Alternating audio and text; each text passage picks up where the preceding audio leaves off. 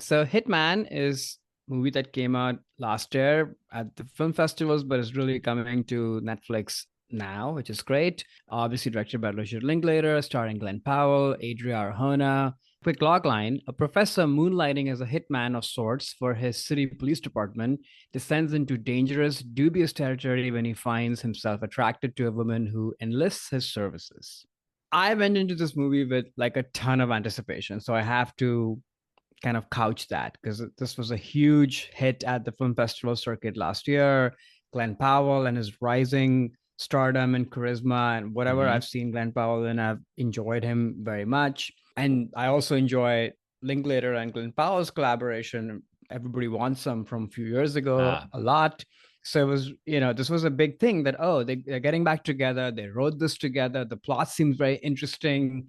So I came in with a ton of anticipation. And the truth is that I was a little bored by this movie. And while I'm swimming in the sea of, fantastic reviews from all over the world, all over the place, I was like, what am I'm missing with this movie?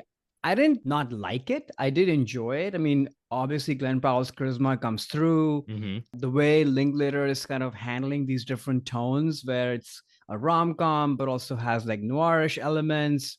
It's set in New Orleans, which is really fun. You don't really get contemporary movies set in that place. The chemistry between the two leads is amazing. And the premise itself is very interesting. But I think what kept me a little bit at a distance was that there's something about these like multiple identities that Glenn Powell's character is taking. I don't know why. I just kept wanting like a Catch Me If You Can like movie that moves fast, it's light on his feet, and has like a different tonality. The movie does get pretty interesting in the back half, which I think feels a lot more like a Linklater movie to me, where now we are talking about identity and the relationship between these two people, because Glenn Powell's character has been pretending to be somebody else. And then in the third act, now he's a combination of his true self and who he was pretending to be. And all of this stuff is kind of exploding with this woman that he met. So I think that's when I was kind of the most on board.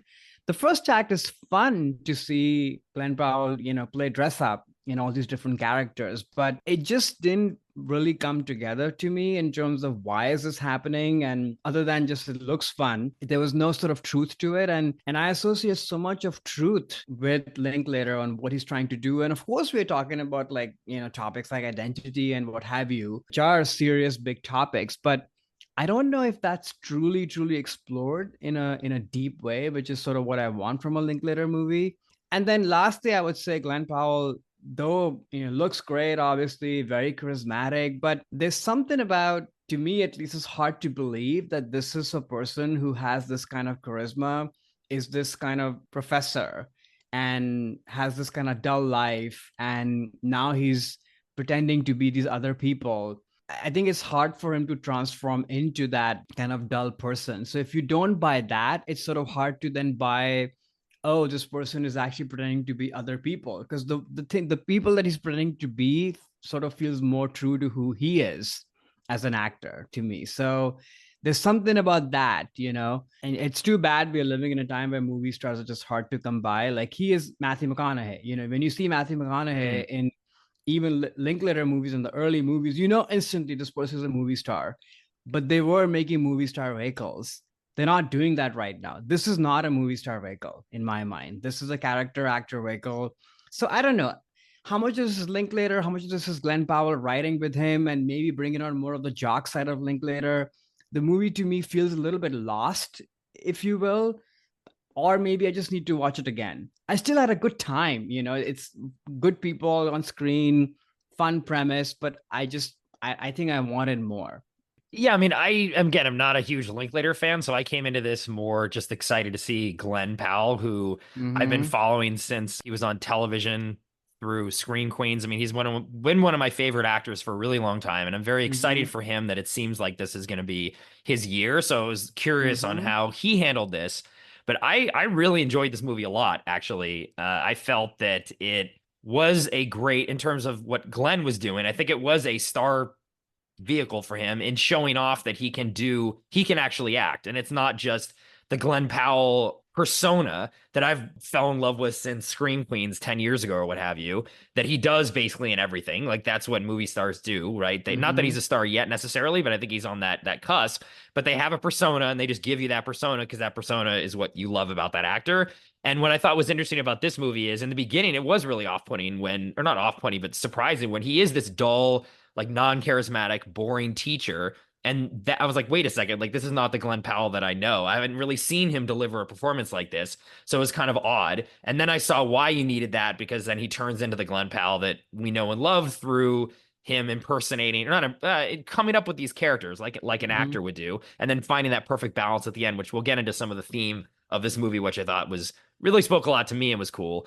But I thought he worked really well in this picture, especially when the female lead comes into it. They had great chemistry, just like I thought, just on like setting the screen on fire kind of thing, which is something I found lacking from his last sort of like star turn in the I can't remember the romantic comedy he did with Sydney Sweeney last year. I thought he was great in it, but they didn't have very good chemistry. In this film with Hitman, I thought he had great chemistry with the female lead, and it did hold my attention through the whole first act. Just in like this, I thought it was fun. It felt very like light on its feet, which I think is something that Linklater does really well, and that's why I thought it worked at least for me. It's like the stakes were never really that high. Yeah, it's sort of about this dark thing, but Richard Linklater movies are always kind of a little more breezy and again, not too heavy on the plot. So I don't know. That first act really did work for me.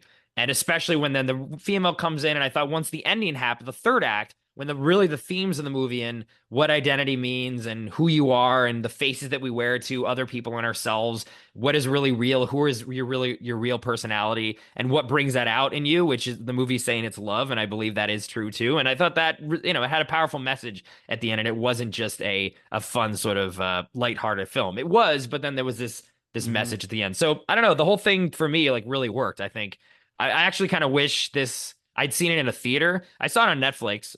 It's been playing in LA. It still is, I think, in the Hmm. Egyptian Theater, which is a Netflix owned theater in here in LA. But I could imagine this in with an audience playing incredibly well.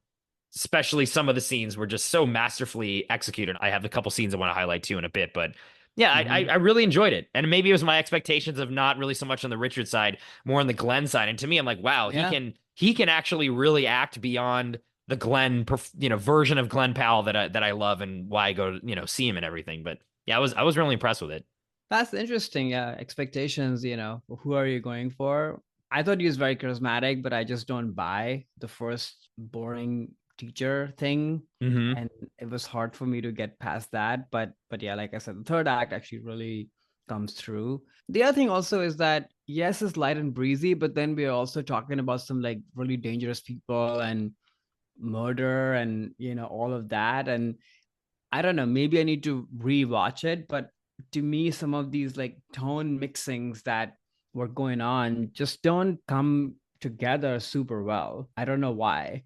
And then the other thing, which maybe I should save this for later, but I'll just say it right now, which is that just studying Linklater and his career a little bit, the movies that at least for me personally don't land that were made by him are where there is more of a plot line, Hmm.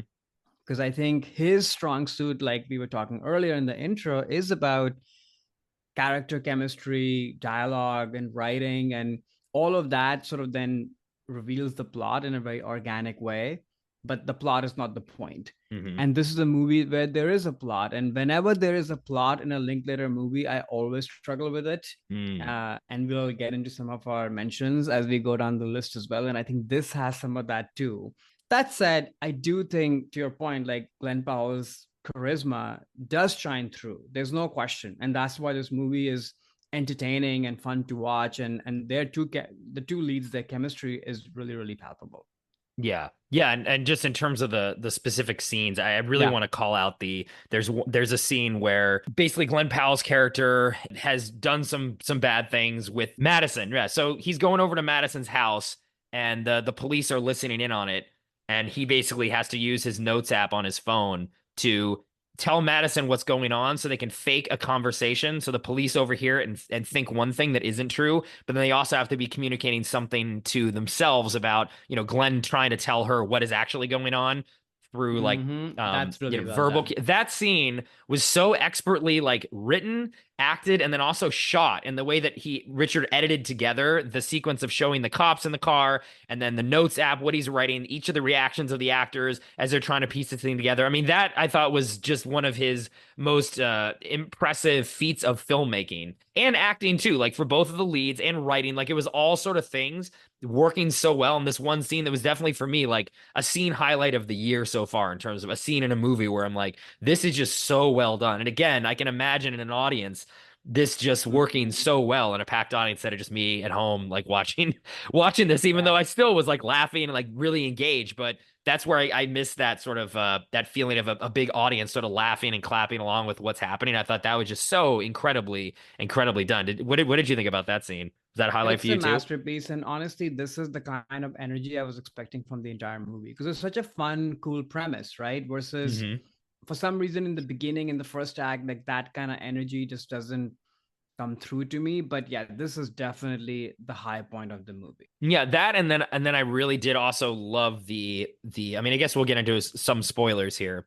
The very end of the film, when the two lead characters essentially commit to one another and say, yeah, Hmm. we're going to be in a relationship now, and that Glenn Powell sort of does that through basically killing someone. It's the only on-screen murder we see, actually. Yeah, there is heavy stuff and murders going on, but it's not, Yeah. nothing is ever shown, so it sort of feels like you're not really dealing with anything that dangerous. And even when there's a mention of an off-screen death, you're like, oh, okay, I guess that guy's dead, but like it doesn't really hit you with any kind of emotional weight because you don't see it. There's no sense of seriousness. They still keep that light tone. But in that scene, like you see someone basically being like slowly dying. And it is very shocking. And at first I was like, I don't really know, like this fits with the tone. But that is really, I think, putting the point on the one of the, key themes in this movie is that Glenn Powell was his character was transformed from this boring guy into this cool guy, but maybe that was always who he was. He just needed to find that part of himself. He found it through the love that he discovered with Madison. Then he really discovers who he actually is and then commits to her by both of them now being complicit in murders. And that's the way they sort of cement their relationship instead of getting married. It's like they're committing themselves to be together through murder. I thought that was really cool and clever, and I just loved how this movie ended too, with Mhm. him really. I think it was him finding his true identity towards the end of the movie, and that all these fake masks that he was putting on as he was impersonating these characters was a way of him just trying to figure out who he was, because that boring professor guy with two cats who like the students didn't really like, that was never really him. He just couldn't get in touch with his true identity, and that was the love that brought that out. I just thought that was, at least that was a message I got from it, and I liked that all of a sudden the third act started bringing in these themes, and I was like, okay, this is sort of what Richard, I think, was trying to say. And his movies always do have some kind of message of a listless main character trying to find their lot in life, and in this Mhm. movie he did, which I like. It was like a happy ending on it. Did those themes come across for you at all, or what did you think the movie was Yeah, supposed to be about? yeah, I agree. I think that is what the theme is about. And like I said, the third act definitely is the best part of the movie to me.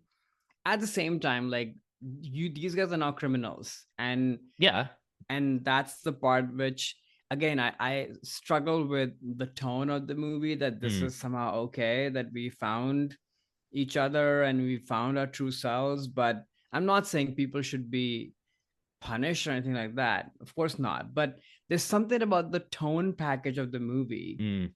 that doesn't quite land, because you're talking about identity and truth, and maybe I'm just bringing my Linklater, bias to Yeah. a movie where I don't think this would be a happy ending. It'll be a mixed ending. Yes, we found each other. Yes, we found our true selves, but the true selves that we found are probably not that cool because they are criminals. And I would expect like a more dubious, melancholic, slightly darker ending, as opposed to a happy ending. We're sitting by the picnic table now and everything is great. Yeah, I mean, I think you can read it as, I mean, yes, it is a happy ending, but the fact that they, again, like committed murder to prove their own love, I mean, that's not necessarily a good thing, even though I think maybe that is the true sign. I mean, it's one thing to be willing to die for somebody else, But a true sign of love is to kill for somebody else, maybe, is what this movie's saying. And you I know, that guess. that is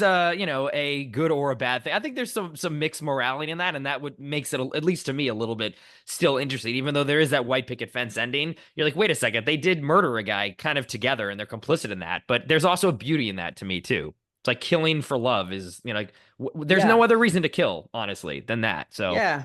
And that would be fine if the movie's tone was sort of quirky and dark. It was a Coen mhm. Brothers movie or something from the very beginning. I Yeah. would be more on board. But the movie is sort of earnest. And yeah, it's a tone thing for me, Yeah. and a plot thing and a tone thing. I hear that. I hear that. Yeah, I can see that being something that, again, for me, I was questioning that going through it, but at the end, Mhm, it sort of worked for me because of the mhm. ending. But I could definitely see the tones being something that is different. It's definitely very unique in terms It of is its very tone, unique. Yeah. and for him too, I think, and for Yeah. Richard He's never done Linklater this too. before. Yeah, it was fun. It's like his version of a noir. I think is sort of the best way I can state it. Hitman on Netflix right now. If folks haven't seen it, you can stream it. I definitely think it's worth I worth a recommend it for yeah, sure. worth Yeah. worth a click. And I wish Glenn Powell all the luck, and hopefully Twisters does well, and he's our new movie star. That's what I'm rooting for. I'm in his corner for sure. I love Glenn Powell. Yeah, he is pretty great. I hope Twisters is the right thing. I'm still waiting, to be honest, for him to find something that truly has him in the right light across the entire thing.